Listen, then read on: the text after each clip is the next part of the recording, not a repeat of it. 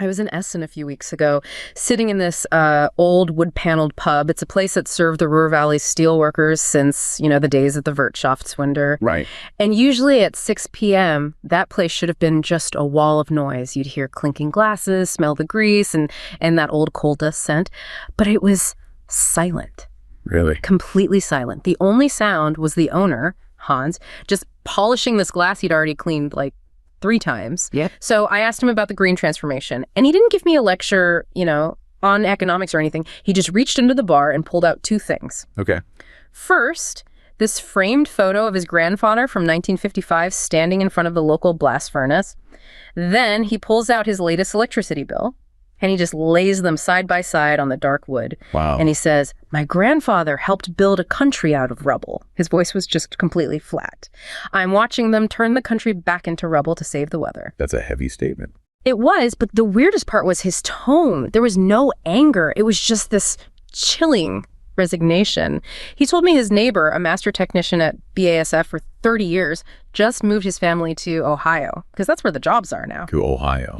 Or Chasing the energy costs. Exactly. And Hans just looked out the window at the dark silhouette of the shuttered plant down the road, and he whispered, "We are the first civilization in history to dismantle our own heart because we were told the heartbeat was too loud." Mm-hmm. And that image of a man watching his world just vanish for a moral victory, it stayed with me. It felt less like a policy shift and more like a quiet televised suicide.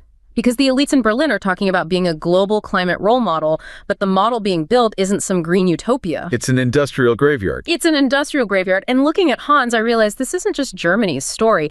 This is a preview of what happens when a civilization decides its greatest virtue is its own disappearance.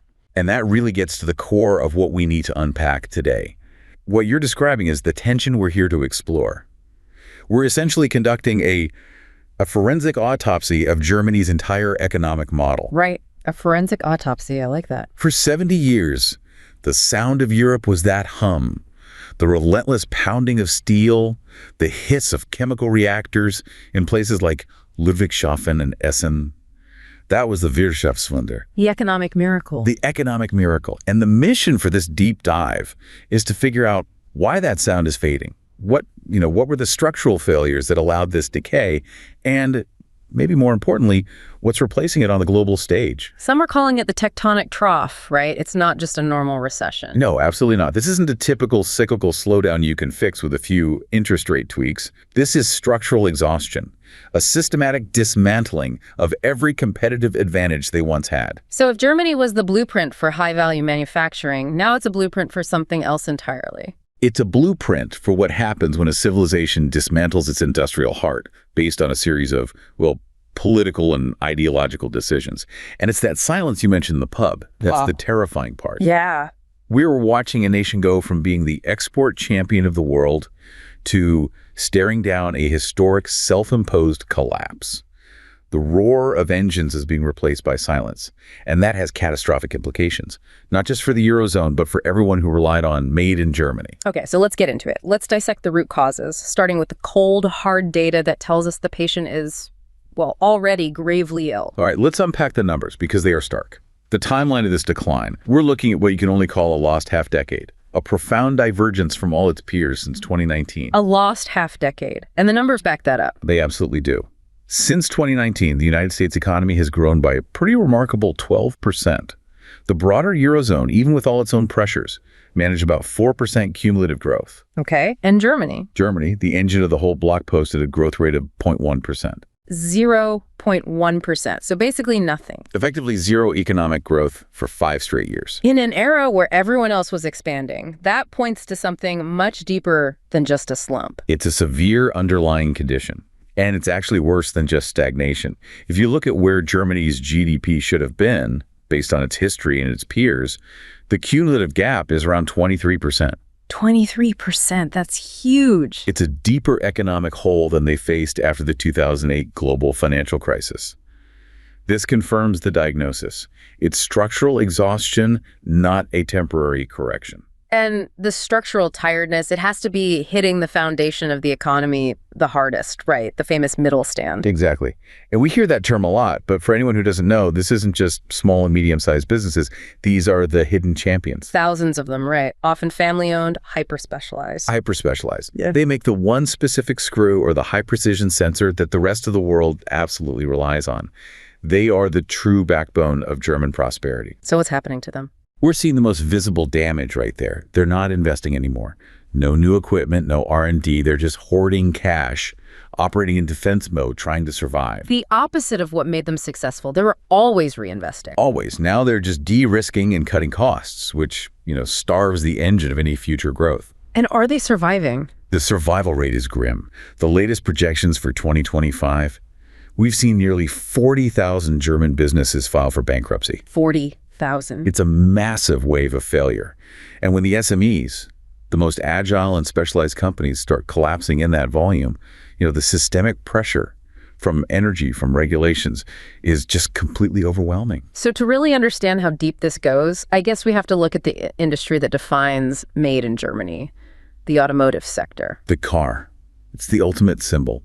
And now the crown jewel of that industry, Volkswagen, is sending shockwaves that were just once unthinkable. This is where it gets really symbolic and frankly tragic. Volkswagen literally means the people's car.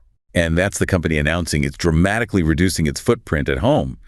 They're planning to shutter at least 3 domestic factories: Osnabrück, Dresden, Kassel. Has that ever happened before? Never. Not in the company's 87-year history. Not during the oil shocks, not after 2008. The physical closing of these iconic plants, it signifies a profound historical shift. And the job losses, the numbers I've seen are terrifying. They are. VW is planning to eliminate 35,000 jobs by 2030. That's nearly a quarter of its entire German workforce. A quarter. And in Wolfsburg alone, the headquarters. A shocking 15,000 of those cuts are projected for Wolfsburg, the company's spiritual home.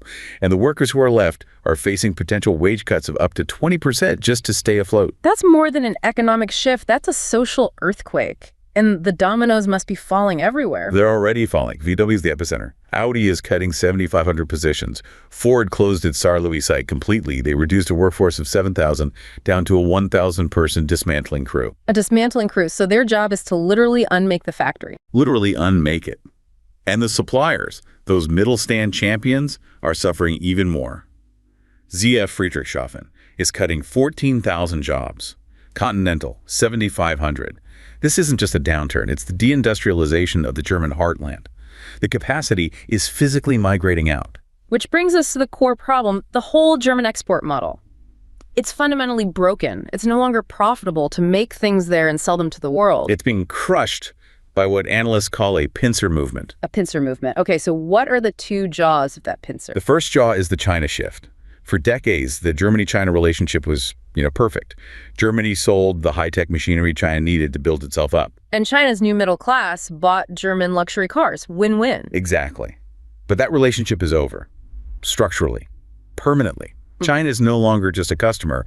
It's a full-fledged, state-supported technological rival. And we're seeing that in the trade balance. It's completely flipped.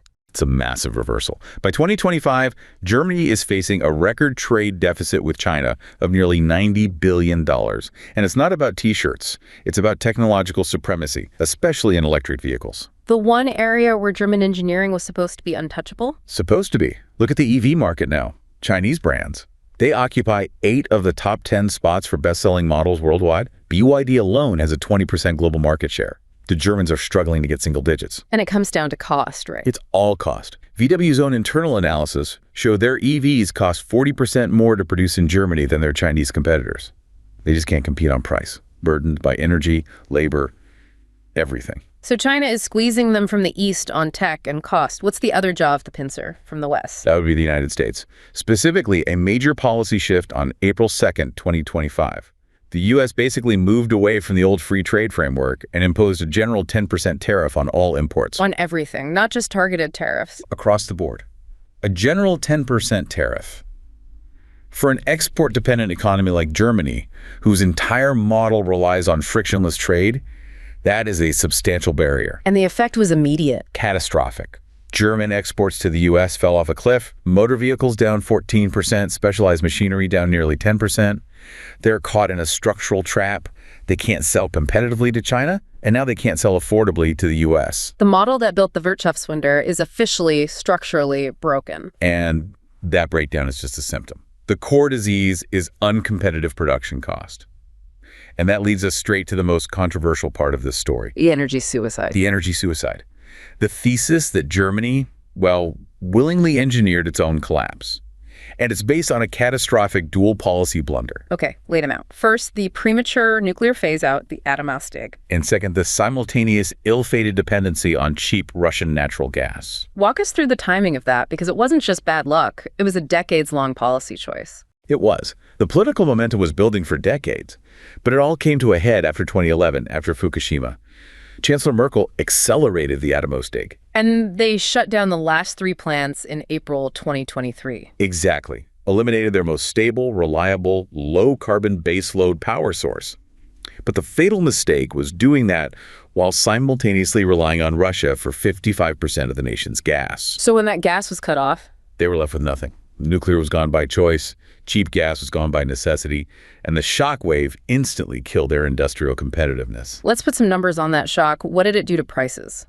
For years, German industry had cheap, predictable gas around $20 per megawatt hour. After the cutoff, it spiked. It settled around $95 per megawatt hour, still far, far higher than what their competitors pay. But the electricity cost, that's the single most damning number, isn't it? It is structurally unviable. Industrial electricity in Germany is hovering around 25 cents per kilowatt hour. And in the U.S.? The U.S., thanks to shale gas, is around 8 cents. China is about 10 cents. So German industry is paying 3 to 4 times what American industry pays for its most essential input. You cannot make steel or chemicals or glass when your energy bill is triple your competitors. Right. You just can't. Which is why we saw that desperate letter to the government in July 2025. This wasn't just a complaint, it was a cry for help. It came from the heart of their manufacturing base. ArcelorMittal, BASF, major labor unions, they warned that the policies threatened over 1 million jobs. And they had a specific demand, right? An immediate industrial electricity price of 5 cents per kilowatt hour, an 80% drop from where it is now. They were basically saying, the patient is dying on the operating table. Intervene now. And the consequence of not intervening is what we're seeing now. The corporate exodus, the deindustrialization. And BASF is the most painful example because they are foundational. They're the world's largest chemical producer. Chemicals are the start of almost every supply chain. Cars, medicines, plastics, everything. Everything. And BASF announced they are permanently closing facilities at Ludwigshafen, their historic home. They're exiting the entire energy-intensive hydrolytes business. And the CEO was brutally honest about why. He said publicly that Germany is fundamentally no longer competitive for energy-intensive production. And so they are moving. Moving to the U.S., chasing that cheap shale gas. Exactly. Investing heavily in Texas and Louisiana. And this brings us back to Hans's neighbor, the technician.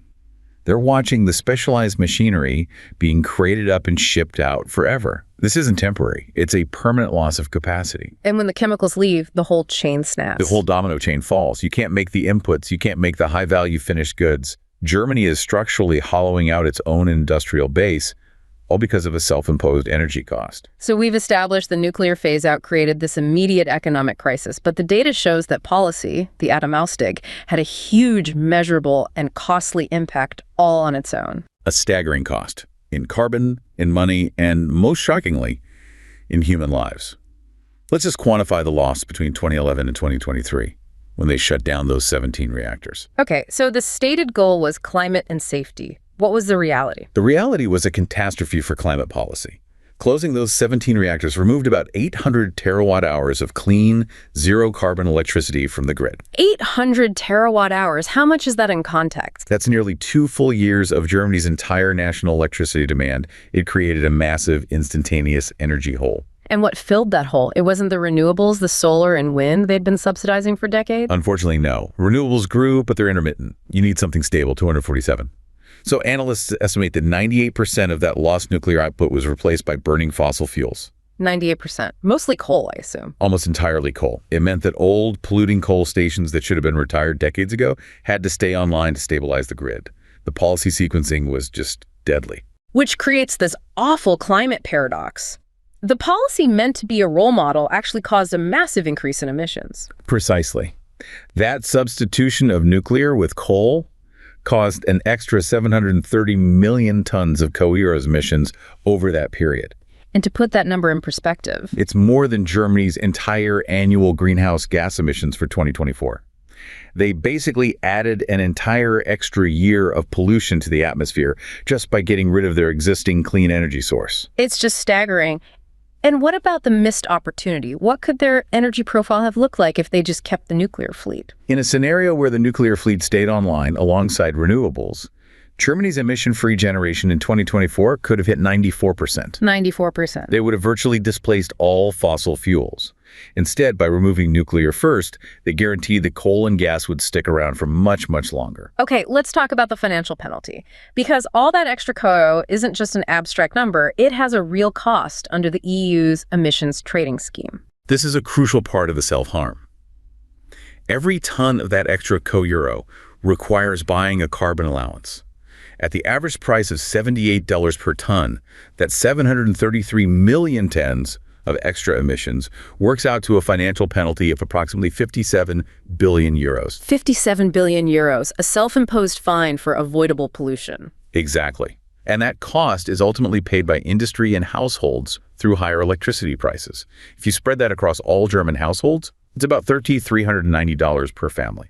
So it directly contributed to the high energy prices that are driving companies out. Absolutely. Studies show that if they had kept the nuclear plants running, the average electricity price in 2024 would have been about 23% lower. That might have been enough to save many of those industries. And now we get to the most shocking part of this, the health catastrophe, the unintended mortality. This is where the evidence becomes impossible to ignore. The increased coal burning releases fine particulates, sulfur dioxide, nitrogen oxides, all well-documented public health threats. So we can actually quantify the impact.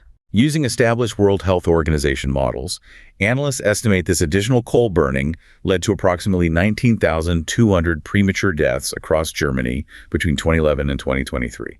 Nearly 20,000 avoidable deaths from air pollution directly linked to shutting down clean nuclear plants in favor of coal. It's a devastating figure. And on top of that, an estimated 177,000 serious preventable illnesses. And the chilling irony is when you compare that to the very thing the policy was designed to prevent. Nuclear accidents. That death toll of 19,200 is about 5 times higher than the most pessimistic estimates of the total death toll from the Chernobyl accident. So a policy implemented to avoid an atomic risk actually imposed a measurable immediate death risk 5 times greater. And it doesn't stop there. That coal burning also released persistent heavy metals. 4 tons of mercury, 2.5 tons of cadmium, 20 tons of lead. Unlike radioactivity, which decays, these metals stay in the environment forever. So they polluted the soil and water indefinitely. It's the definitive financial, climatic, and human testament to a catastrophic policy failure, based entirely on fear rather than evidence.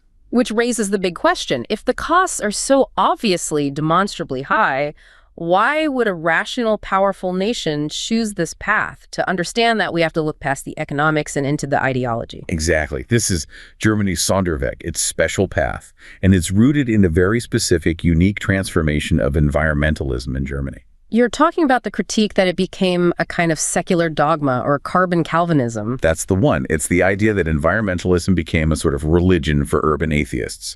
You have the pristine Eden, the fall from grace through industrial pollution, a coming judgment day with climate catastrophe, and then salvation through moral purity and sustainability. So policies are driven less by rational risk assessment and more by a desire for moral purity. A desire to be a moral leader on the world stage, yes.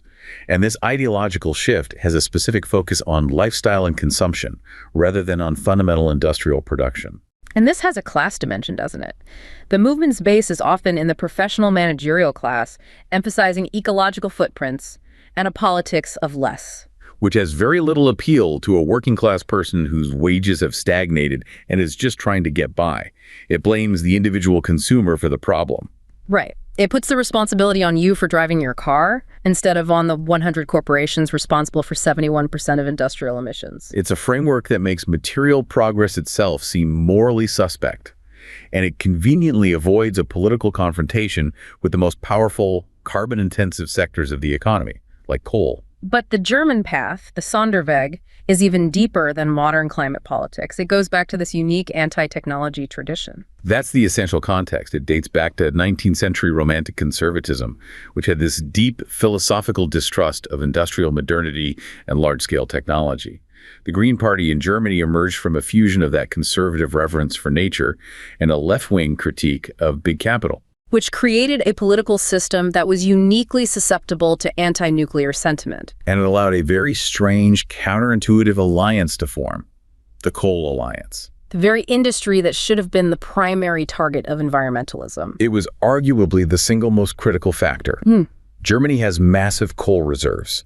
The coal industry and its political allies in the SPD, the Social Democrats, joined the Greens in mobilizing against nuclear power because nuclear directly threatened coal profits. They didn't just oppose nuclear, they actively framed coal as ecological in comparison. It was a massive subsidized political coal extension program. The political choice was always to keep coal operating to protect jobs in key constituencies rather than challenge the anti-nuclear hardliners. Even when the evidence showed coal was orders of magnitude more dangerous. They allowed public fear, amplified by cultural works like the book Die Bulk, to dictate national energy policy. It was moral consistency over economic survival. And once that path was chosen, the final nail in the coffin was this surrender of sovereignty to bureaucracy. Yes. The process was mandated partly through EU directives that prioritized these overarching climate targets, regardless of the local economic reality. Germany, once the master of the Eurozone, became what critics call a compliant patient, accepting the scalpel of deindustrialization. So the system became functionally irreversible, even when the data and even public opinion showed it was a disaster. And this policy failure is now being made infinitely worse by something no amount of money can fix: demographics. The labor crisis is accelerating, and it's sealing the country's fate. What do the numbers look like there? Germany's working-age population is shrinking by about 400,000 people every single year. By 2035, the workforce is projected to shrink by nearly 5 million people. That's a demographic cliff crashing right into the industrial decline. And when the factories close, the skilled workers, they just leave. They leave. Yeah. Like the BASF technician who moved to Ohio. You lose that generational specialized knowledge, and you cannot easily replace it. The shortage is so bad, I heard the government is basically begging retirees to come back to work. They've introduced the active retirement plan. Retirees over 67 can earn up to $2,000 a month tax-free on top of their pension. They are literally incentivizing the elderly to return because there aren't enough young people to replace them. Which, of course, just drives up wages and labor costs even further, making them even less competitive. It's a vicious cycle. A vicious, self-reinforcing cycle.